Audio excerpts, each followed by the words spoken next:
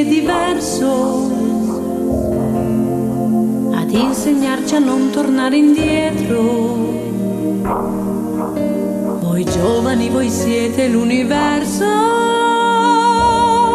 la mia voce. Domani ognuno andrà per la sua strada, conoscerà il lavoro e la fatica,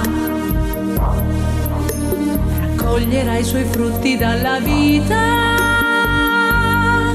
seminando tanto amore, aiutando chi tra voi non ce la fa. Spesso è sufficiente una parola,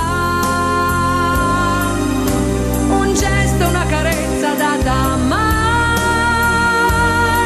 un segno di pace e di umiltà, per dare una speranza pure a chi non ce l'ha. A volte basta tendere una mano, gettare via l'orgoglio che c'è in te,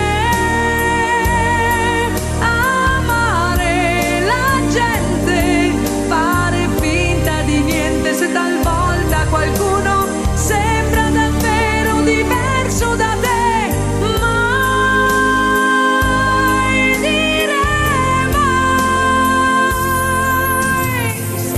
Sentire la sua voce, la messa è terminata, andate in pace,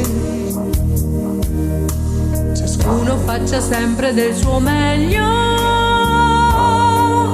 ed abbiate sempre fede, aiutatevi che Dio vi aiuterà. Spesso è sufficiente una parola, una carezza data mai, un segno di pace